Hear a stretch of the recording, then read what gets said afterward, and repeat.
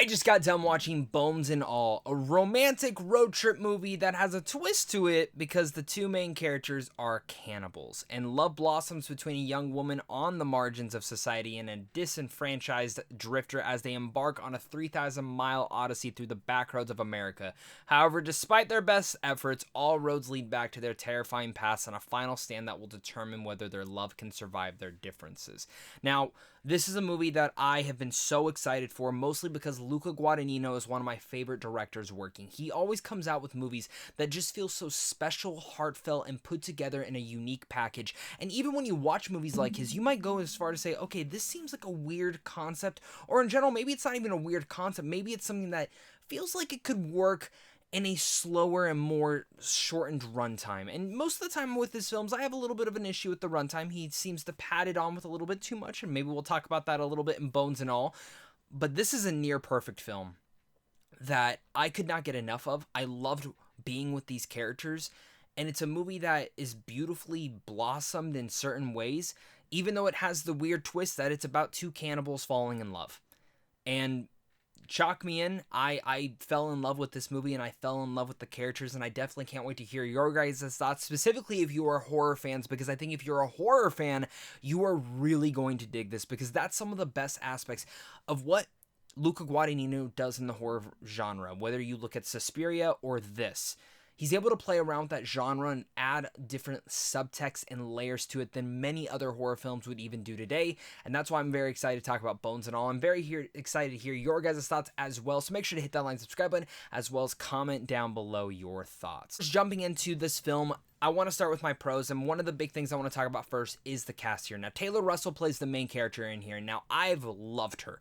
Ever since I saw her performance in Waves, I've gone as far to say that this lady, she's an amazing actress, and she was phenomenal in Waves, and she absolutely should have been nominated for Best Supporting Actress that year, or maybe you could even argue Best Actress that year. And getting to see that she was in here, and Luca Guadagnino actually giving her the leading role, because while a lot of the marketing has seemed to have been her and Timothee Chalamet, she is the definitive lead in here. She is in almost every single scene in this movie, and Timothee Chalamet is really great in here. Do not get me wrong on this. Like, she is, this is her best performance yet. She's incredible in this. I loved her. I was just so in love with their character and the way that she gives off these subtle texts, and just in general, living as a cannibal. Like, what if you can't control your urges? What are these things that you're trying to live with and come to when everyone else in your life has just abandoned you? And Timothee Chalamet, for the most part, is the first person to kind of come into affection with her, to kind of understand who she is, even though he is also dealing with the same shit, and they're two different people from two different pasts who maybe in the same way have a lot of similarities. And Timothee Chalamet plays a very much more relaxed, subtle performance in here. Something that he had done in Call Me By Your Maybe, which I was very impressed with, and really much was the first time where I was like, this kid, who is he? He is an incredible actor. Their chemistry with one another is phenomenal, and that is one of the big hearts of this entire story, and again, is one of the reasons why this story works. Another reason why it works is Luca Guadagnino. He brings the horror to this. This is a brutal, creepy, and absolutely bloody time at times. Like, I would be watching this, and sometimes I'd have to look away when they're devouring and eating people. It is hard to watch at times because it is a very brutal movie. But at the same time of it, it adds to the world. And this is what Luca Guadagnino is so good at doing with all of his movies, is adding to the subtext of the world, adding to these characters, their lives, adding to the mythology, I guess you would call it mythology, of cannibalism in America and cannibalism in modern times. Now, again, I don't even know. I'm just going off the movie, but what he's able to build up within the cannibals that you meet throughout the story, they're all different. They're all acting in their own different way, and Taylor Russell's kind of learning this entire thing and how it kind of works and how she should be, because now she's left on her own. Everyone's just kind of given up on her. And those were the elements that truly, for me, were the things that brought me in. I found that Luca Guadagnino was able to ground a story that in a bad director or a bad writer's hand could come off in a very immature manner. But it always just felt beautiful. It always just felt poetic.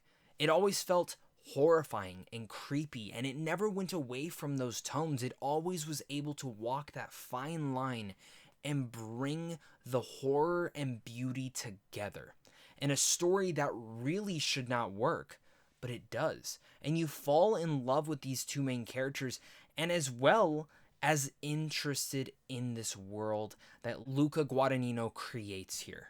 And that was some of my favorite elements of Bones and All, is just how he was able to do that all. Also, shout out to Mark Rylance, who's absolutely, like, he is terrifying in here. This guy is such a phenomenal actor, but, like, this is probably, like, hands down one of the creepiest performances I've seen this year so far, and just in general, probably the last few years, and bravo to him. Michael Stoltenberg also reteams with Timothee Chalamet and Luca as well, and he is fantastic for the small little runtime that he has in here, but that just goes as far to everyone. Everyone, like, besides Timothy and Taylor, everyone's small little roles in here all add to everything that Luca's trying to create within this world. And the other thing that also adds to this is the score, the cinematography, the landscaping, the states that they actually go to within America. It just fits. Honestly, even looking at this, some of the production design elements that they were deciding to put in here were all very important. And it's a tough film to talk about because it's a weird subject matter to discuss. It's cannibalism. Like, that's not fucking cool, man. I mean, if we're talking about Call Me By Your Name, there's an actor who was getting accused of that shit, but I just, like, when you look at this film, like, I was sitting there, I'm like, you know, I trust Luca, I trust the actors, how's this going to be pulled off? And it's hard to discuss just, like, from just a review standpoint, but, like, once you see this movie, you're completely won over in just a beautiful and awe-inspiring way that you just fall in love with these two and want to see their relationship continue. Honestly, what I really wanted to see was just Taylor Russell's character find love, find hope, because in her life, it feels like she was missing all that from her father, her mother, and other elements within her family. She's never been able to really appreciate that and bring that in, because at the heart of this story, this is a movie about being an outsider, feeling like an outsider, and at all one point in our time of our lives, I guarantee you've probably felt that way. And right then and there, when I could tell she was feeling that way, it took me back to memories of when I felt like an outsider in life, into a very less extreme condition than she is. But I could absolutely understand and feel her in every sort of light. And I completely loved how Luca was able to frame this as a love story, but at the same time as the thematics of dealing with being an outsider. And how do you deal with being an outsider to that all? So, absolutely bravo to that. Like I mentioned with this movie, it is near perfect. I had a couple issues with the film, and really much those issues only reside in the last 10 minutes. Right before the credits happened, I felt that the movie had a perfect final monologue to end the movie, and then there's still an added 15 minutes. And the last 15 minutes is not bad by any means. I like what it has to do, and I like how it kind of brings back a story element that you think has disappeared, but it does come back in.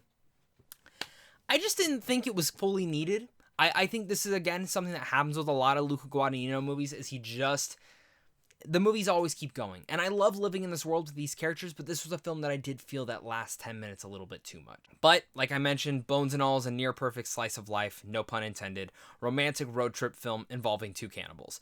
It's beautiful, it's horrific, it's creepy, but all at the same time poignant. Taylor Russell goes off with her best performance to date, and Timothee Chalamet elevates the film to that next level.